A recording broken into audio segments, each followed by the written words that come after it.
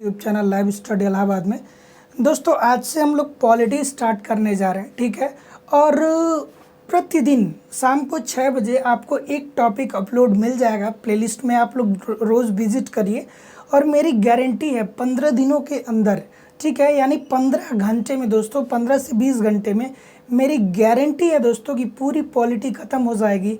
और उसके बाद आपको ऐसा लगेगा कि पॉलिटी एक बहुत ही साधारण सा सब्जेक्ट है और आप इन फ्यूचर में आपका सिलेक्शन पॉलिटी की वजह से नहीं रुकेगा, ठीक है।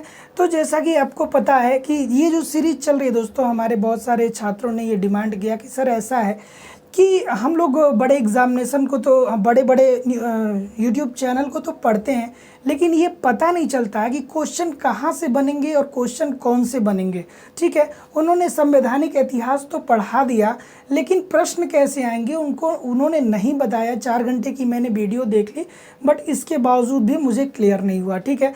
तो उन्हीं छात्रों के बातों को मैंने ध्यान में रखते हुए टू द पॉइंट, ठीक है, इस टॉपिक से जो भी प्रश्न पूछे जाते हैं वो सारे के सारे तथ्यों को मैं यहाँ पे समाहित करूँगा, ठीक है। सारे के सारे तथ्यों को मैं यहाँ पे समाहित करूँगा, ठीक है। तो चलिए दोस्तों, प्लीज़ चैनल को सब्सक्राइब कर लीजिए, वीडियो को लाइक कर दीजिए, कमेंट कर दीजिए, बेल आइकन को दबा दीजिए ताकि जब भी मैं नेक्स्ट वीडियो अपलोड करूँ आपको नोटिफिकेशन मिल पाए, ठीक है। देखिए, भारतीय संविधान के विकास का संक्षिप्त इतिहास, ठीक है, इसका क्या मतलब निकल रहा है? इसका ये मतलब निकल रहा है कि जो संविधान हम लोग आज फॉलो कर रहे हैं, जो हमारा संविधान है, ठीक है, इसका विकास कैसे हुआ ये जानना बहुत ज़रूरी है कि जो आज हमारा कॉन्स्टिट्यूशन है, जो हमारा संविधान है, इसका विकास कैसे हुआ, ठीक है। तो इसका विकास जो हुआ दोस्तों, वो कैसे हुआ?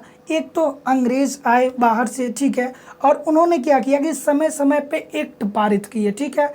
तो कुछ वहाँ से कुछ चीज़ें एब्जॉर्ब हम लोगों ने किया, फिर हम लोगों ने दूसरे देश के संविधान को देखा और उस संविधान से भी कुछ चीज़ें एब्जॉर्ब की, ठीक है। तो वो जो एक्ट हैं दोस्तों, वही पढ़ना बहुत ज़रूरी है, ठीक है। तो अब हम लोग बात करेंगे भारतीय संविधान के विकास का इतिहास। और आपको पता है कि इसमें सबसे पहली जो टॉपिक आती है वो आती है एक्ट, ठीक है। तो बात अगर हम करें दोस्त एक्ट की, ठीक है, एक्ट, ठीक है, छोटा सा वर्ड है, अभी हम लोग पढ़ेंगे एक्ट, ठीक है, एक्ट, ठीक है। अगर जो आपसे कोई ये पूछ दे कि एक्ट किसे कहते हैं, ठीक है, तो एक्ट किसे कहते हैं, सिंपल भाषा में दोस्तों, नियमों और कानूनों के संग्रह को ही एक्ट कहते हैं, ठीक है। नियमों और कानूनों के संग्रह को ही क्या कहते हैं? एक्ट कहते हैं। और एक्ट की ज़रूरत क्यों पड़ी? बहुत इंपॉर्टेंट है दोस्तों। देखिए, एक्ट की ज़रूरत क्यों पड़ी, अंग्रेज़ों ने क्यों एक्ट बनाए, ठीक है। तो देखिए, आज क्या है, आज हमारा अपना संविधान है, ठीक है, और उस संविधान को हम लोग फॉलो करते हैं और उस संविधान के अनुसार देश चलाया जाता है। लेकिन 1946 कहिए या 1947 कहिए, उससे पहले हमारा कोई संविधान नहीं था और उससे पहले अंग्रेज शासन करते थे हमारे ऊपर। तो जब अंग्रेज शासन करते थे तो उन्होंने जो नियम कानून बनाए, ठीक है, भारत पे रह के भारत को कैसे चलाया जाए, उन्हीं नियमों कानूनों को क्या कहा गया? एक्ट कहा गया, ठीक है। और एक्ट की जरूरत क्यों पड़ी? क्योंकि देश को सुचारू रूप से चलाया जा सके। चलिए आगे हम लोग मूव करेंगे दोस्तों। एक्ट किसे कहते हैं? नियमों और कानूनों का संग्रह है ये, ठीक है, नियम व कानूनों का संग्रह, ठीक है, कानून संग्रह, ठीक है। आप लोग नोट डाउन करते रहिए। एक्ट किसे कहते हैं? नियमों और कानूनों का संग्रह होता है एक्ट, ठीक है। सीधी सीधी भाषा में देखिए दोस्तों, समझना इंपॉर्टेंट है, ठीक है। आप लोग बस चीज़ों को समझते रहिए, ठीक है। अब हम लोग आगे बढ़ते हैं दोस्तों कि भारत में अंग्रेज कब आए, कैसे आए और उन्होंने शुरुआती दौर में कौन से एक्ट को लगाया, ठीक है, ये सारी चीज़ पढ़ेंगे। देखिए, होता क्या है, 2 युद्ध होते हैं, ठीक है। एक युद्ध होता है दोस्तों 1757 में, ठीक है, प्लासी का युद्ध, ठीक है। और जो दूसरा युद्ध देखिए, एक 1757 में प्लासी का युद्ध होता है जो ईस्ट इंडिया कंपनी, ठीक है, और किसके बीच लड़ा जाता है? बंगाल के नवाब, ठीक है।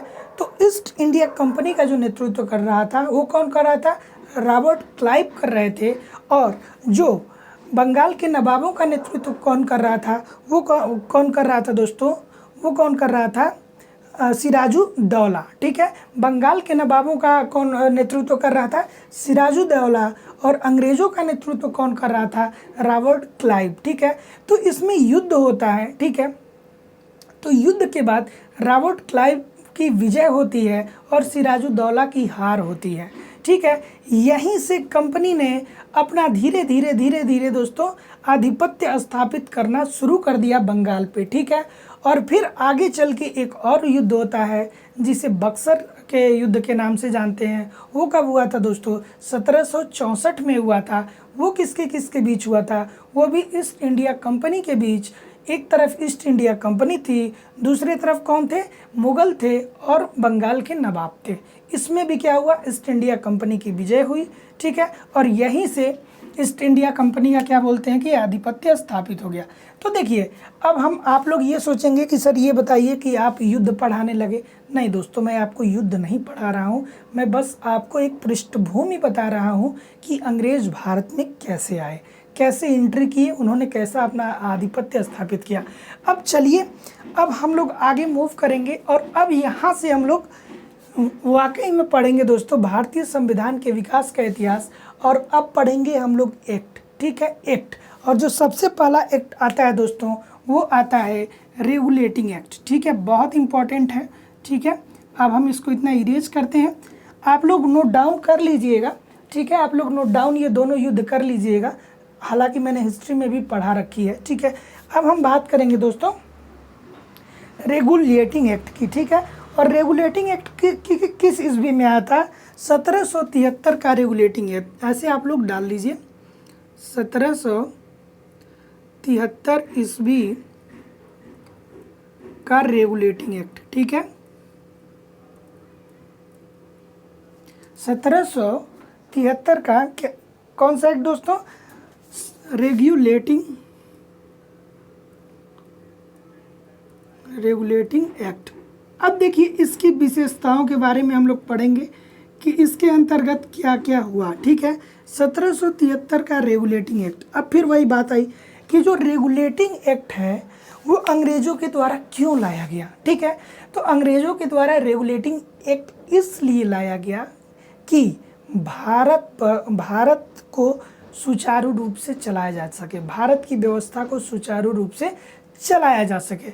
चलिए, तो इसमें जो सबसे पहला पॉइंट बनता है दोस्तों वो ये बनता है कि बंगाल के गवर्नर को बंगाल का गवर्नर जनरल पद नाम दिया गया। ठीक है, देखिए अभी तक क्या होता था, अभी तक बंगाल का गवर्नर होता था, लेकिन जब ये एक्ट आया तो गवर्नर जनरल की उपाधि दी गई। ठीक है, गवर्नर जनरल। ठीक है, आप लोग नोट डाउन करिए, क्या आया दोस्तों, गवर्नर जनरल आया। सबसे पहले बंगाल के गवर्नर को बंगाल का गवर्नर जनरल पद का नाम दिया गया। ठीक है, गवर्नर जनरल। ठीक है,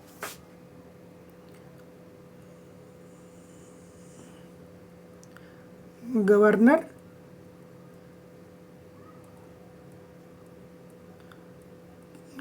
जनरल।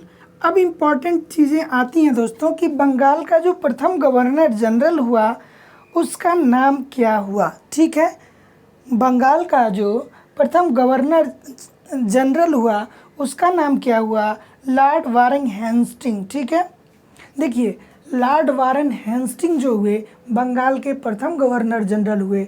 और मोस्ट IMP क्वेश्चन है ये, पूछ लेता है कि बंगाल के प्रथम गवर्नर जनरल कौन हुए, लॉर्ड वारेन हेस्टिंग। ठीक है, लॉर्ड वारेन हेस्टिंग। ठीक है, बहुत इंपॉर्टेंट है, लॉर्ड वारेन हेस्टिंग। ठीक है, लॉर्ड वारेन हेस्टिंग। ठीक है, तो बंगाल का प्रथम गवर्नर जनरल कौन हुआ दोस्तों, लॉर्ड वारेन हेस्टिंग। और इससे पहले बंगाल में कौन था, गवर्नर था, गवर्नर जनरल नहीं था। अब देखिए अगला पॉइंट हम लोग देखते हैं दोस्तों। अगला पॉइंट आता है, ठीक है, ठीक है। इसमें क्या हुआ दोस्तों कि देखिए, एक गवर्नर जनरल तो बन गया, ठीक है, एक गवर्नर जनरल तो बन गया, लेकिन इसके परिषद में 4 सदस्य और भी आए, ठीक है। जैसे हमारा आज क्या होता है, हमारा प्रधानमंत्री होता है, ठीक है। तो प्राइम मिनिस्टर तो एक है, लेकिन इसके साथ साथ कौन है, हमारे मंत्री परिषद भी हैं। तो ठीक है, 4 सदस्यीय इनका क्या हुआ, परिषद आए, ठीक है। क्या हुआ, सॉरी दोस्तों, ठीक है, 4 सदस्यीय परिषद, ठीक है। गवर्नर जनरल के साथ साथ क्या आया दोस्तों, गवर्नर जनरल के साथ साथ आया 4 सदस्य, ठीक है। और ये क्या थे, परिषद, परिषद इनको बोला जाता था, ठीक है, ठीक। अब चलिए हम लोग आगे मूव करते हैं दोस्तों, ठीक है। अब बहुत इंपॉर्टेंट फैक्ट आ रहा है कि देखिए क्या होता है कि 1774 में, ठीक है, 1774 में कोलकाता में एक हाई कोर्ट की स्थापना की गई, ठीक है। उसमें क्या किया गया, एक न्यायाधीश और 3 अन्य मुख्य न्यायाधीशों की नियुक्ति की गई। तो जो न्यायाधीश थे उनका नाम क्या था, सर एजिला इम्फे, ठीक है। तो क्या किया गया दोस्तों, इम्पॉर्टेंट है, या इसको नोट डाउन करिए कि क्या हुआ, 1774 ईस्वी में कलकत्ता में हाई कोर्ट की स्थापना हुई, ठीक है।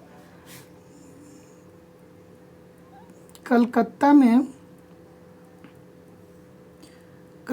क्या हुई दोस्तों, कलकत्ता में हाई कोर्ट की स्थापना हुई, ठीक है। उच्चतम न्यायालय भी इसको बोलते हैं, ठीक है। कलकत्ता में उच्चतम न्यायालय, कलकत्ता में उच्चतम न्यायालय की स्थापना कब हुई दोस्तों, 1774 ईस्वी के, ठीक है, रेगुलेटिंग एक्ट के तहत। क्वेश्चन पूछ लेता है कि कलकत्ता में उच्चतम न्यायालय की स्थापना कब हुई, तो वो कब हुई दोस्तों, वो हुई 1774 के रेगुलेटिंग एक्ट के तहत। चलिए अब हम लोग आगे बढ़ते हैं कि अब देखिए, जैसा कि मैंने बताया कि इसमें एक मुख्य न्यायाधीश था, ठीक है, और एक मुख्य न्यायाधीश था और 3 अन्य न्यायाधीश थे। तो ठीक है, जो मुख्य न्यायाधीश था दोस्तों उसका नाम क्या था, मुख्य न्यायाधीश, ठीक है, मुख्य न्यायाधीश का नाम क्या था, अभी मैंने आपको बताया, ठीक है। मुख्य न्यायाधीश का नाम था सर एलिजाह इम्फे, ठीक है, सर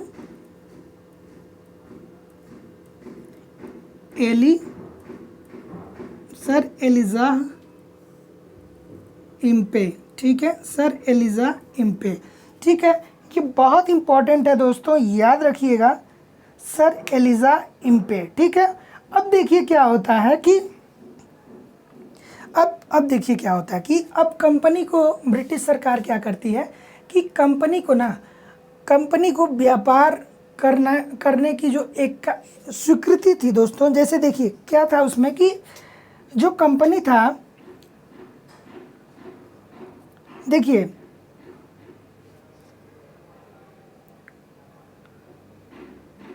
ठीक है, देखिए जो कर्मचारी होते थे दोस्तों, अभी तक जो कर्मचारी होते थे वो अपने निजी व्यापार भी करते थे, ठीक है। वो क्या करते थे, वो निजी व्यापार करते थे, ठीक है, उपहार भी लेते थे, ठीक है, और रिश्वत नाम की भी चीज़ें होती थी। तो कंपनी ने क्या किया, अब ब्रिटिश संसद ने क्या किया, ठीक है, ब्रिटिशों ने क्या किया कि निजी व्यापार पे प्रतिबंध लगा दिया, ठीक है, निजी व्यापार पे प्रतिबंध लगा दिया और उपहार पे भी प्रतिबंध लगा दिया, ठीक है। तो इसको भी नोट डाउन कर लीजिए, निजी व्यापार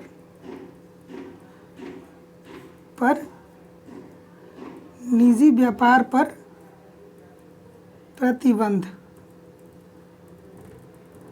निजी व्यापार पर प्रतिबंध, ठीक है, निजी व्यापार पे प्रतिबंध लग गया और उपहार पे भी प्रतिबंध लग गया, ठीक है। आप उपहार भी नहीं ले सकते, ठीक है, उपहार, आप निजी व्यापार भी नहीं कर सकते और उपहार भी नहीं ले सकते। देखिए, तो अभी तक दोस्तों हम लोगों ने क्या पढ़ा, देखिए इंपॉर्टेंट चीज़ें हैं। अभी तक देखिए हम लोगों ने क्या पढ़ा, हम लोग 1773 ईस्वी का रेगुलेटिंग एक्ट पढ़ रहे हैं, ठीक है। 1773 का रेगुलेटिंग एक्ट में हम लोगों ने सबसे पहले पॉइंट ये पढ़ा कि पहले बंगाल में जो होता था वो गवर्नर होता था, ठीक है। लेकिन फिर क्या हुआ, उस गवर्नर जनरल के पद को हटा के गवर्नर के पद को हटा के गवर्नर जनरल की उपाधि दे दी गई, ठीक है। गवर्नर जनरल का पद दे दिया गया और जो पहले गवर्नर जनरल हुए, बंगाल के प्रथम गवर्नर जनरल हुए, लॉर्ड वारेन हेस्टिंग हुए, ठीक है। बंगाल के प्रथम गवर्नर जनरल कौन हुए, लॉर्ड वारेन हेस्टिंग। और ये इनके साथ साथ 4 सदस्यीय परिषद बनाया गया, ठीक है, 4 सदस्यीय परिषद बनाया गया, ठीक है। उसके बाद क्या हुआ, 1774 ईस्वी में कोलकाता में एक उच्चतम न्यायालय की स्थापना की गई। 1774 ईस्वी में कोलकाता में एक उच्चतम न्यायालय की स्थापना की गई और इसके मुख्य न्यायाधीश हुए सर एलिजाह इम्फे, ठीक है। और क्या किया गया, ब्रिटिश सरकार के द्वारा कंपनी जो चलाती थी, क्या बोलते हैं कि ब्रिटिश सरकार के द्वारा ये कहा गया कंपनी को कि अब आप निजी व्यापार नहीं कर सकते हैं और आप उपहार या रिश्वत भी नहीं ले सकते हैं, ठीक है। अब यहाँ पे हमारा 1773 ईस्वी का रेगुलेटिंग एक्ट ख़त्म होता है दोस्तों, ठीक है। इसमें इतने ही पॉइंट बनते हैं, तो इतना आप लोग नोट डाउन कर लीजिए, इतना आप लोग नोट डाउन कर लीजिए दोस्तों, फिर हम लोग आगे मूव करेंगे।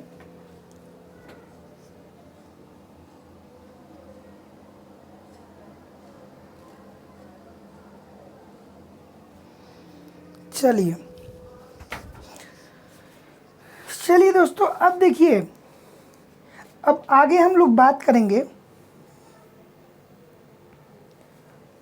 चलिए इतना नोट डाउन करिए।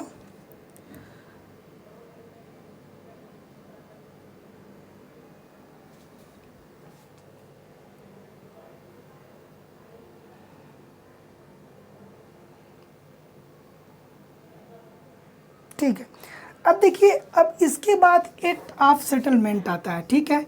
अब एक्ट ऑफ सेटलमेंट क्यों आया, इसका रीज़न क्या था, बहुत इंपॉर्टेंट है जानना। देखिए, हमारा जो संविधान लागू हुआ था, देखिए हम हर चीज़ को संविधान से कोरिलेट करेंगे तो आपको ज़्यादा अच्छे से और ज़्यादा जल्दी समझ में आएगा, ठीक है। देखिए क्या हुआ, जैसे मान लीजिए कि संविधान बन के तैयार हो गया, तो समय समय पे संविधान में चेंजिंग की भी ज़रूरत पड़ती है, ठीक है। तो क्या हुआ कि समय की डिमांड रही और इसीलिए एक के बाद एक एक्ट आते गए, जो चीज़ सुधार की थी, जो चीज़ें सुधार करनी थी उसमें सुधार किया गया, ठीक है। तो अब देखिए, एक्ट ऑफ सेटलमेंट आता है 1781 में, बहुत इम्पॉर्टेंट है। और एक्ट ऑफ सेटलमेंट आता है 1781 में, और इसमें क्या कहा गया दोस्तों, इसमें कोलकाता की सरकार को कहा गया कि अब आप बिहार और उड़ीसा के लिए भी कानून बना सकते हैं।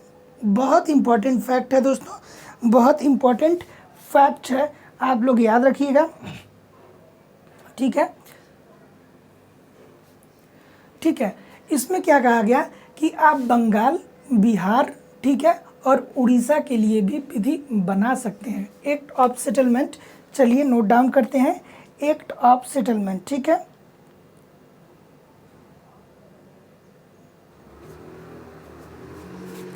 Act of settlement, act of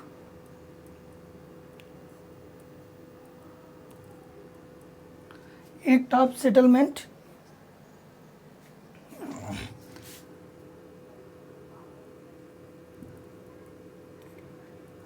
act of settlement, ठीक है। एक्ट ऑफ सेटलमेंट कब आया दोस्तों, 1781 ईस्वी में, ठीक है, 1781 ईस्वी में एक्ट ऑफ सेटलमेंट, ठीक है। इसमें क्या कहा गया कि अभी तक देखिए, अभी तक सरकार कहाँ चलती थी, अभी तक सरकार केवल कोलकाता में ही चलाई जाती थी, किसके द्वारा? ईस्ट इंडिया कंपनी के द्वारा। ठीक है, ठीक है। तो अब क्या कहा गया कि अब आप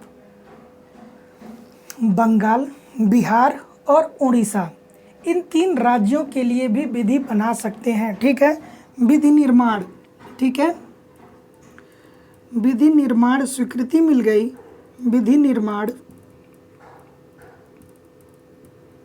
ठीक है, बंगाल, बिहार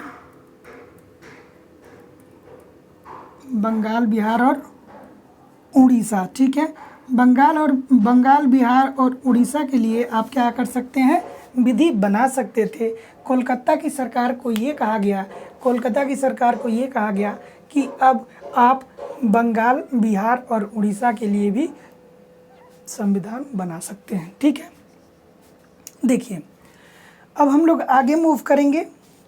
ठीक है, अब बात करेंगे 1784 का पिट्स इंडिया एक्ट। ठीक है, चलिए इसको इरेज करते हैं। ठीक है,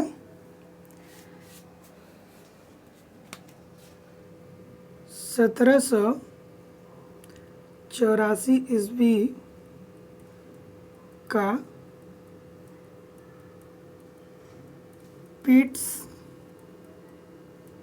पिट्स इंडिया एक्ट। ठीक है,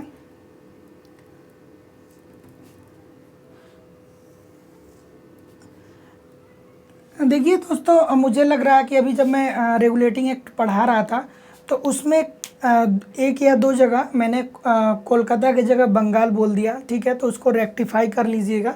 ठीक है, एक या दो जगह हमने क्या किया, कोलकाता की जगह पे बंगाल बोल दिया था, तो उस चीज़ को आप लोग रेक्टिफाई कर लीजिएगा। ठीक है, चलिए तो देखिए अभी तक हम लोगों ने 2 एक्ट के बारे में पढ़ा। हम लोगों ने रेगुलेटिंग एक्ट पढ़ा। ठीक है, उसके बाद हम लोग एक्ट ऑफ सेटलमेंट पढ़े। रेगुलेटिंग एक्ट कब आया? 1773 ईस्वी में। और एक्ट ऑफ सेटलमेंट कब आया दोस्तों? एक्ट ऑफ सेटलमेंट आया 1781 ईस्वी में। उसके बाद आता है दोस्तों 1784 ईस्वी का पिट्स इंडिया एक्ट। बहुत इंपॉर्टेंट है, क्योंकि क्यों इम्पोर्टेंट है दोस्तों? इम्पोर्टेंट इसलिए है दोस्तों कि इसमें दोहरे प्रशासन का आरंभ हुआ। ठीक है, ठीक है, देखिए यहीं से दोहरे प्रशासन का आरंभ हुआ। एक हुआ बोर्ड ऑफ कंट्रोल और एक हुआ बोर्ड ऑफ डायरेक्टर। ठीक है, सॉरी दोस्तों, एक हुआ बोर्ड ऑफ कंट्रोल और एक हुआ बोर्ड ऑफ डायरेक्टर। ठीक है, तो जो बोर्ड ऑफ कंट्रोल थे वो क्या थे? वो शासन चलाते थे। ठीक है, उन्होंने क्या करते थे? वो प्रशासन के काम को करते थे। ठीक है, वो शासन चलाते थे। और बोर्ड ऑफ कंट्रोल जो था दोस्तों, वो कौन था? वो व्यापारियों के लिए था। ठीक है, क्या था? व्यापारियों के लिए। देखिए दोहरे प्रशासन का आरंभ होता है। ठीक है, यहीं से क्या होता है? दोहरे प्रशासन। ठीक है, दोहरा प्रशासन का आरंभ होता है। एग्जामिनेशन हॉल में पूछ लेता है कि ये बताइए कि दोहरा प्रशासन का आरंभ कहाँ से माना जाता है? ठीक है, दोहरा प्रशासन का आरंभ कहाँ से माना जाता है? तो वो यहीं से माना जाएगा दोस्तों। दोहरा प्रशासन कहाँ से माना जाता है दोस्तों? 1784 ईस्वी का पिट्स इंडिया एक्ट। एक इसमें क्या किया गया? बोर्ड ऑफ कंट्रोल और बोर्ड ऑफ डायरेक्टर की स्थापना की गई। देखिए बोर्ड ऑफ कंट्रोल, ठीक है, बोर्ड ऑफ कंट्रोल,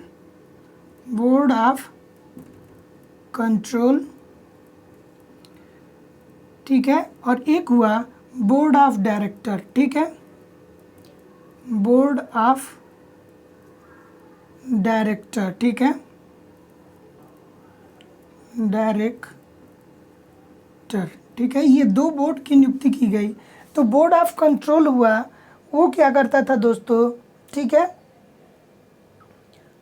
वो राजनीतिक मामलों के लिए था। ठीक है, बोर्ड ऑफ कंट्रोल किसके लिए था? ये था दोस्तों राजनीतिक मामला। ठीक है, ये किसके लिए था? राजनीतिक मामला। ठीक है, ठीक है, ये किसके लिए था? ये था दोस्तों राजनीतिक मामले के लिए, ठीक है, राजनीतिक मामलों के लिए, ठीक है, राजनीतिक मामलों के लिए, ठीक है। और ये हुआ दोस्तों, ये व्यापारिक मामलों के लिए हुआ, ठीक है, व्यापारिक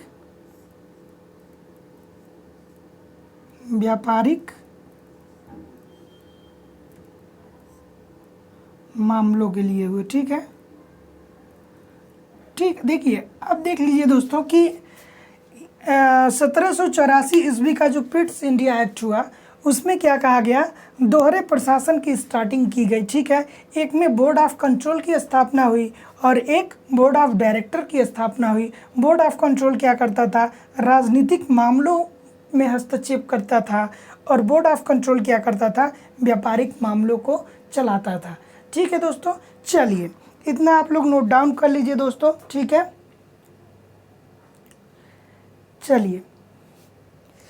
चलिए दोस्तों, आज की इस वीडियो को हम यहीं पे एंड करते हैं। हमें लग रहा है कि ये काफ़ी लंबी वीडियो हो जाएगी, तो मैं बहुत लंबा आपको सेशन नहीं लाना चाहता हूं, क्योंकि हमारे बहुत सारे स्टूडेंटों ने कहा है कि सर लंबा सेशन नहीं दीजिएगा, क्योंकि थोड़ी सी बोरियत महसूस होती है, ठीक है।